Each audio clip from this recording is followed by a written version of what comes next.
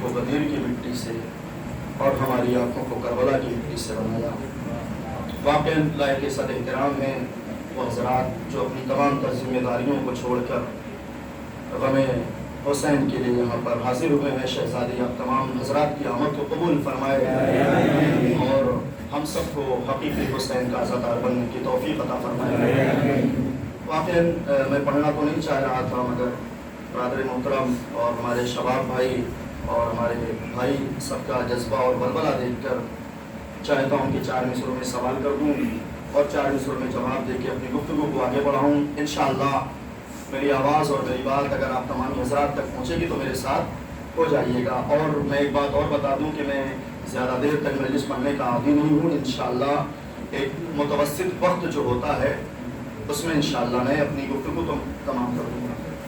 सवाल ये है कि अक्सर लोग सवाल ये कहते हैं कि वाक़ईन करबला के मैदान में गाज़ी अब्बास अलमदार दिलावर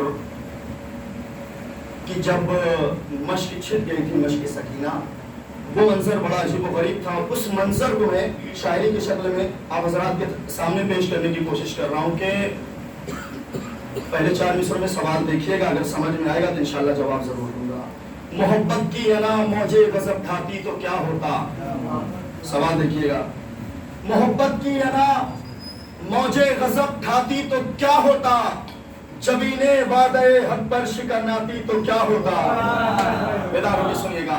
मोहब्बत की अना मौजे गज़ब ढाती तो क्या होता, जबीने वादे हक पर शिकन आती तो क्या होता। तो इसी नुक्ते पे अक्सर करबला भी सोचती होगी, अगर शामों से पहले मश्क छिप जाती तो क्या होता। अगर शामों से पहले नहीं, देखें ये सवाल मैंने पहुंचाया कि होता क्या अगर शामों से पहले मश्क छिप जाती तो उस वक्त करबल में मंजर क्या होता। अगर मैं 4 मिसरों में जवाब दे सका तो मेरे साथ यहीं से जुड़ जाइएगा। अगर शामों से पहले मश्क छिप जाती तो क्या होता, सरों पे सर बरसते और रन लाशों से पड़ जाता।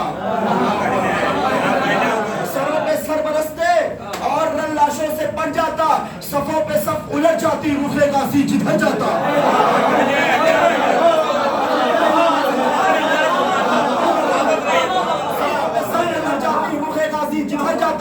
सरों पे सर बरसते और रन लाशों से पड़ जाता। तो अगर शानों से पहले मश्क छिप जाती तो ऐ लोगों फुराते करबला में खून ज्यादा पानी कम होता।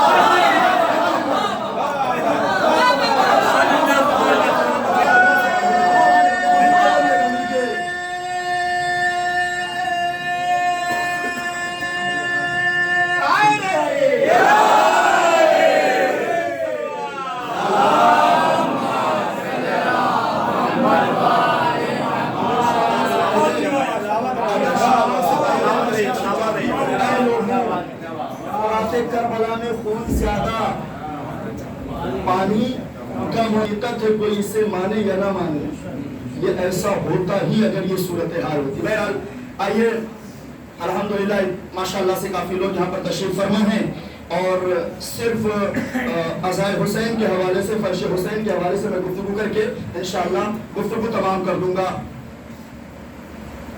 मासूम फरमाते हैं कि जब भी कोई मोमिन मजलिस हुसैन का इरादा करता है तो फहरिस्त मेरी जद्दा बनाती है।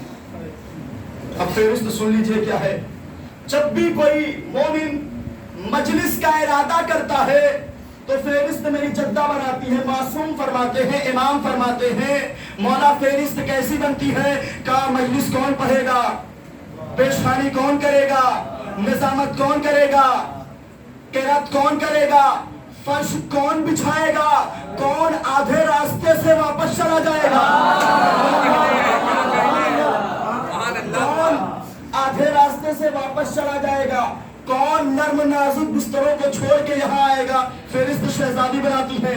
फिर इमाम ने बढ़ के फरमाया कि जब भी कोई मोमिन फर्श हुसैन बिछाता है तो अल्लाह 70,000 फरिश्तों को भेज देता है। आपकी बात को तारीफ कर रहा हूँ कि जब भी कोई मोमिन फर्श हुसैन बिछाता है तो अल्लाह 70,000 फरिश्तों को फर्श हुसैन पे भेज देता है। परवरदिगार आलम क्या फरिश्ते आ जाते हैं, क्या बेशक आते हैं। مجلس مکمل ہوتی ہے تو یہاں سے جاتے ہیں. کم سے کم یہ قول یہ بتا رہا ہے کہ فرش حسین ہمارا اور آپ کا محتاج نہیں ہے. فرش حسین ہمارا اور آپ کا محتاج نہیں. ہم آئے یا نہ آئے مجلس حسین ہوگی. اس لیے کہ مجلس کا وعدہ، مجلس کا وارث ابھی بھی اس کائنات میں موجود ہے. اچھا، فرشتے کون کون سے آتے ہیں؟ فہرست پڑھیے تو انشاءاللہ پتا چلے گا. سب سے پہلا نام ہے جناب جبرائیل، سید الملائکہ. اللہ اکبر. اللہ جانے آپ بیدار ہیں کہ نہیں. سید الملائکہ جناب میکائیل. سارے فرشتوں میں ایک نام ہے ملک الموت کا. اللہ اکبر. کچھ لوگوں کے چہرے ایسے الحمدللہ پریشان ہو رہے ہیں. دیکھیں، ملک الموت کا کام تو ہے ہی روح قبض کرنا، مگر یہاں آ جانے کے بعد میں انشاءاللہ واضح کر رہا ہوں کہ یہاں آتا کیوں ہے. پروردگار عالم نام سن کے لوگ ڈر جاتے ہیں، اسے کہیں اور روک دیتے. یہاں کیوں بھیج دیا؟ کہ دنیا والوں کو بتانا ہی یہی چاہتا ہوں کہ ملک الموت بعد میں ہے، عزادار پہلے ہے.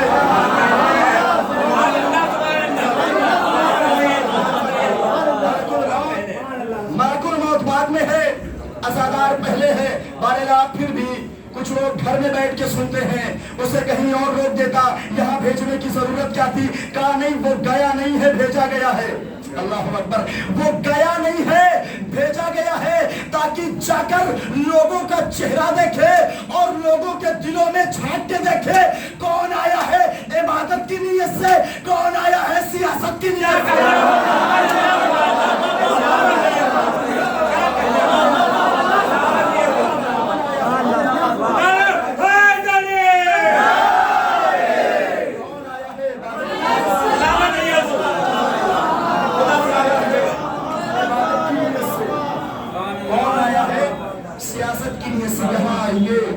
یہ فرش حسین ہے.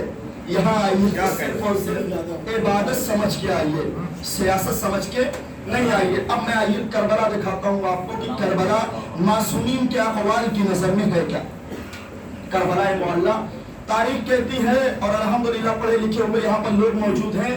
دنیا کے تمام تر سائنسداں کربلا معلیٰ پہنچے بین الحرمین، اور چپے چپے کا جائزہ لینے کے بعد انہوں نے اس بات پہ مہر لگا دی کہ کربلا میں ایک وقت میں 17 یا 18 لاکھ سے زیادہ لوگ نہیں آ سکتے. سنیے گا، 17 یا 18 لاکھ سے زیادہ لوگ نہیں آ سکتے. گئے کتنے؟ گئے کتنے؟ کم سے کم 7 کروڑ. آپ کے علم میں ہے نا، کم سے کم 7 کروڑ لوگ گئے.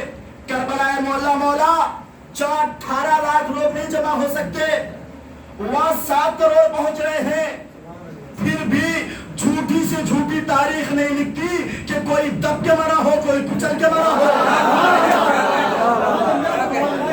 کوئی دب کے مرا ہو، کوئی کچل کے مرا ہو. صادق آل محمد نے ارشاد فرمایا کہ زمین کربلا گلاب کے پھول کی مانند ہے. اللہ اکبر. بیدار ہو کے سنیے گا.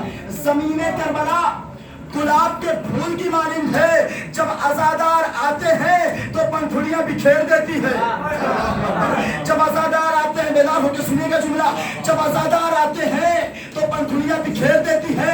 جب عزادار چلے جاتے ہیں تو پنکھڑیاں سمیٹ لیتی ہے. بلکہ امام نے ارشاد فرمایا کہ اگر ایک وقت میں پوری کائنات کربلا میں جمع ہو جائے تو دنیا چھوٹی ہوگی، کربلا بڑی ہوگی.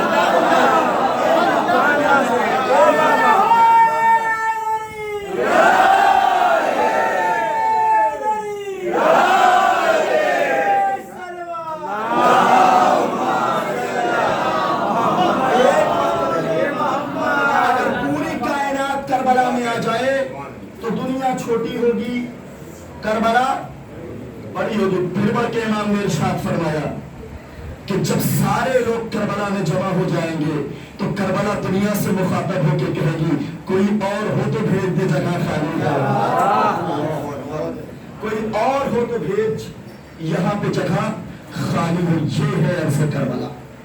لہذا عرض کربلا کا مقابلہ اور نہیں کر سکتا. لہذا یہاں پہ آئیے تو عبادت سمجھ کے. اچھا، بعض لوگ اور ہوتے ہیں نا، الحمدللہ ہم میں سے تو وہ لوگ نہیں ہیں، خدا نہ کرے کہ ہم میں سے وہ لوگ ہوں، بعض لوگ ہوتے ہیں نا کہ آ جاتے ہیں فرش حسین پہ تو سمجھتے ہیں کہ یہ میرا کمال ہے کہ یہاں پہ آ گئے۔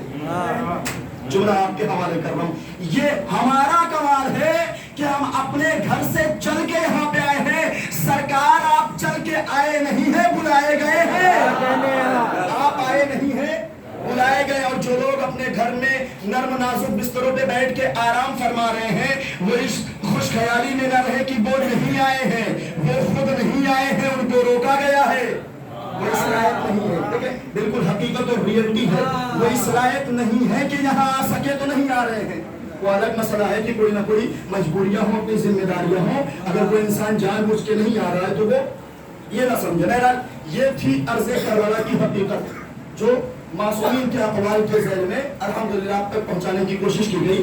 مراحل آگے بھی ہیں، 10 دن کا آپ کا ساتھ ہے انشاءاللہ، اور کے حوالے سے وہ آپ تک پہنچائی جائیں گی۔ مگر ایک بات اور میں کہوں کہ ایک زمانہ ایسا تھا، خود میری زندگی کا یہ حادثہ سمجھ لیجئے یا سانحہ سمجھ لیجئے یا سعادت سمجھ لیجئے کہ جیسے ہی ظالمین کے پر بڑھے تو ظالمین نے کہا کربلا نہ آنا، کیا کریں گے؟ کہا بلاش کر دیں گے، ختم کر دیں گے، جینے نہیں دیں گے، زیارت کرنے نہیں دیں گے۔ ہوا کیا؟ سلام ہو مرجعیت پر، سلام ہو مرجعیت پر۔ جملہ آپ کے حوالے کر رہا ہوں، چاہے جیسے سنیے گا۔ سلام ہو مرجعیت پر جیسے ہی کہا کہ آنا نہیں، ادھر آیت اللہ اعظام نے کہا سب آؤ، ویزا فری کرتے ہیں، سب آؤ ویزا فری کرتے ہیں۔ تاریخ کہتی ہے کہ ہر فرد جانے کے لیے تیار تھا۔ مجھے ایسا نہیں لگتا ہے کہ کوئی ایسا ہو جو اپنے آپ کو آمادہ نہ کرے کہ ہم وہاں جائیں گے۔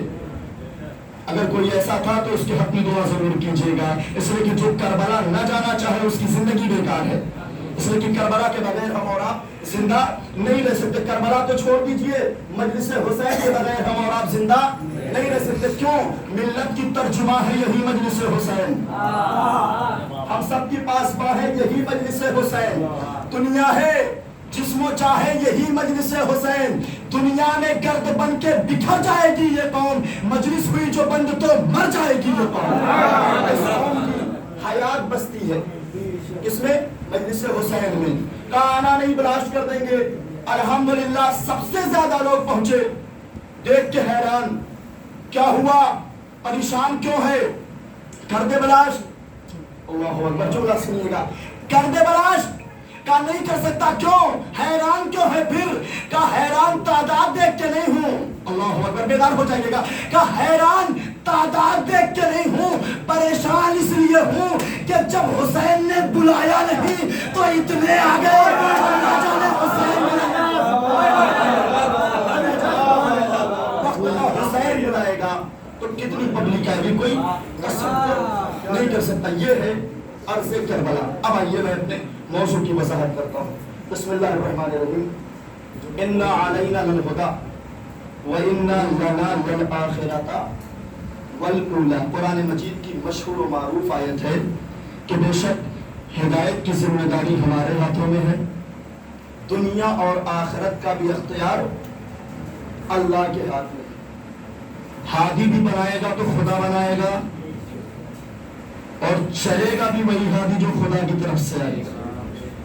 ہر جگہ کا بنایا ہوا ہادی چلنے والا نہیں ہے، چلے گا بھی تو چند لمحے چلے گا، اس کے بعد خدا کے کہے گا کہ علی آپ ہی زمام حکومت سنبھالیے، علی آپ ہی زمام حکومت سنبھالیے۔ لہذا جو بھی ہادی ہوگا برحق ہوگا، وہی قابل قبول ہوگا۔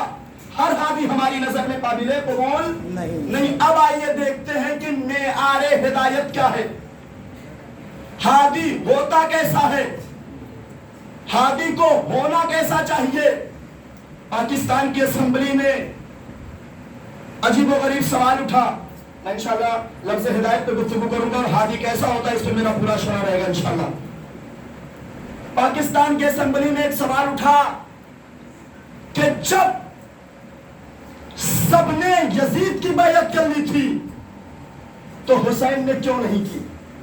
قیامت کا جملہ ہے، جب سب نے یزید کی بیعت کر لی تھی تو حسین نے بیعت کیوں نہیں کی؟ ایک مرد مومن کھڑا ہوا اور اس نے کہا کہ تیرا سوال غلط ہے، آج سے یہ سوال نہ کرنا کہ جب سب نے بیعت کر لی تھی تو حسین نے کیوں نہیں کی، آج سے یہ سوال کرنا کہ جب حسین نے نہیں کی تو سب نے بیعت کیوں کر لی؟ حسین نے نہیں کی تو سب نے بیعت کیوں کی؟ آج سے یہ سوال ہونا چاہیے، اس لیے کہ ہادی وہ ہوگا جو کسی کے سامنے جھکے گا نہیں، ہادی ہوگا ہی وہ جو کسی کے سامنے، اسی لیے امام نے فرمایا مثلی لا یبال مثلا، مجھ جیسا تجھ جیسے کی بیعت نہیں کر سکے۔ یہ امام بتا رہے ہیں کہ مجھ جیسا ہونا الگ ہے، تجھ جیسا ہونا، اللہ اکبر، مجھ جیسا ہونا الگ ہے، تجھ جیسا ہونا الگ۔ الحمدللہ عزادار بیٹھے ہیں، میں ایک سوال ہے اس کا جواب دے دوں۔ ہماری ینگ جنریشن سے بہت زیادہ سوال ہوتا ہے کہ آپ حسین پہ گریہ کیوں کرتے ہیں؟ لفظ ہدایت ذہن میں رہے کہ آپ حسین پہ گریہ کیوں کرتے ہیں؟ کیوں نہ کریں؟ کیوں نہ کریں بھیا؟ کوئی وجہ ہو نہ کرنے کی؟ انسان کی فطرت یہ ہے کہ جب پیدا ہوتا ہے تو گریہ کرنے سے ہوتا ہے، اور مجھے تو تعجب یہی ہے کہ رونا اسی بات کا ہے کہ انسان کو پہلا رونا نہیں یاد ہے۔ اگر انسان کو پہلا رونا یاد ہوتا تو وہ کبھی بھی رونے پہ سوال نہیں کرتا۔ میں ایک سوال کا جواب دینے کی کوشش کر رہا ہوں کہ ہم اور آپ حسین پہ گریہ کیوں کرتے ہیں؟ کہتے کہ نہ رو یہ اس لیے کہ مارا آپ نے، نعوذ باللہ من ذالک۔ میرے جوانوں آپ سے سوال ہوتا ہے، میں ایک معیاری جواب دے رہا ہوں، جب بھی کوئی سوال کرے تو میرا یہ موضوع، میرا یہ جواب اس کے سامنے رکھ دینا، انشاءاللہ سامنے والا انگشت بدندہ ضرور ہو جائے گا۔ کہا کہ جب آپ نے مارا ہے تو آپ گریہ کیوں کرتے ہیں؟ میں نے کہا بھائی قاتل کے پہچاننے کا معیار کیا ہوتا ہے؟ سوال دیکھیے گا، میں نے کہا یہ بتائیے قاتل کے پہچاننے کا معیار کیا ہوتا ہے؟ کہا مولانا صاحب جب بھی کوئی کسی کا قتل کرتا ہے، جب بھی اذان ہو رہی ہے کیا؟ جب بھی کوئی کسی کا قتل کرتا ہے تو وہ اسلحوں کو چھپاتا ہے، اللہ اکبر، اسلحوں کو چھپاتا ہے، تابوت کو چھپاتا ہے، جنازے کو چھپاتا ہے۔ کیوں؟ تاکہ دنیا والوں کی نگاہیں اس پہ نہ پڑے، اگر پڑ گئی تو یہی کہے گا یہی قاتل ہے، یہی قاتل ہے، یہی قاتل ہے۔ اللہ کا شکر ہے ہر سال تابوت نکال کے بتاتے ہیں کہ قتل کرنے والے نہیں ہیں، نہیں بات نہیں پہنچی ہے۔ اللہ کا شکر ہے کہ تابوت اٹھا کے بتاتے ہیں قتل کرنے والے نہیں ہیں۔ معیار مل گیا، جو تابوت اٹھائے وہ قاتل نہیں ہے، جو دیکھ کے بھاگ جائے جو اٹھائے وہ قاتل نہیں ہے، جو تابوت دیکھ کے بھاگ جائے، بھائی قاتل کا معیار تو یہی ہے، وہ قاتل ہے۔ لہذا ہم تابوت اٹھا کے بتاتے ہیں کہ ہم قاتل نہیں ہیں۔ اچھا آئیے تھوڑی سی گفتگو آج ہدایت پہ کرتے ہیں۔ قرآن مجید کی ایک اور آیت ہے لفظ ہادی پہ، اور انشاءاللہ میں گفتگو تمام کر رہا ہوں۔ ہادی کے حوالے سے جب جناب آدم کا پتلا بنایا تو اللہ نے کہا کہ تم سب کے سب اس وقت سجدے میں چلے جانا جب اس میں روح پھونک دی جائے۔ ایک جملہ پڑھ کر اور کہا تھا کہ اس کو سجدہ کرو جس کو میں نے اپنے دونوں ہاتھوں سے بنایا۔ خلق تو بے یدیہ، قرآن مجید میں یہ ذکر ہے، خلق تو بے یدیہ، میرے ساتھ بولے خلق تو بے یدیہ، قرآن مجید کی آیت ہے۔ اس کو سجدہ کرو جس کو میں نے دونوں ہاتھوں سے بنایا۔ اللہ کے ہاتھ کے قائل ہیں آپ؟ نعوذ باللہ من ذالک، اگر کوئی قائل ہو گیا تو وہ منزل ایمان سے باہر ہو جائے گا کہ خدا نخواستہ کہ جسم والا خدا، ہم دیکھیں جسم والے خدا کے قائل نہیں ہیں، ہاں اس کو مانتے ہیں کہ جس کے اندر وہ اوصاف پائے جاتے ہیں، کہ جس کو کبھی ید اللہ بھی کہا جاتا ہے، کیا کہہ رہے ہیں، جس کو اللہ بھی کہا جاتا ہے۔ لہٰذا اب سوال یہ ہے کہ پتلا بنا کیسے؟ کہ فرشتوں کی مدد سے بنا، ایسا ہی ہے نا کچھ، فرشتوں کی مدد سے بنا۔ بار الہ جب فرشتوں کی مدد سے بنا تھا تو تھوڑا سا تذکرہ فرشتوں کا کر دیتا۔ سوال جائز ہے نا، تھوڑا سا تذکرہ فرشتوں کا کر دیتا نہیں، اللہ نے کہا اس کو سجدہ کرو جس کو میں نے دونوں ہاتھوں سے بنایا ہے۔ بارے لہا کم سے کم ایک ہاتھ کا تذکرہ کر دیتا، بیچاروں نے بڑی محنت سے مٹی کھودی تھی، خمیر کھودا تھا، تھوڑا سا تذکرہ کر دیتا، کہا نہیں دونوں ہاتھوں کا تذکرہ کیا ہے۔ بارے لہا دونوں ہاتھوں کے تذکرے کا مطلب کیا ہے؟ پروردگار عالم آواز دے کہ میں دنیا والوں کو بتانا ہی یہی چاہتا ہوں کہ ہادی وہی ہوگا جس کو دونوں ہاتھوں سے بنایا جائے گا، ہادی وہی ہوگا جس کو دونوں ہاتھوں سے بنایا جائے گا، چاہے آدم کو بنایا جائے آسمان پہ، چاہے علی کو بنایا جائے زمین پہ۔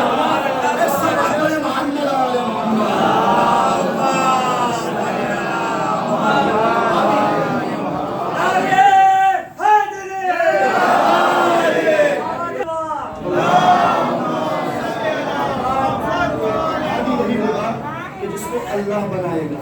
اچھا اب آئیے منزل ہدایت پہ اور ترجمانی میں کر کے اپنی گفتگو سمیٹ دو۔ باقر العلوم امام محمد باقر علیہ السلام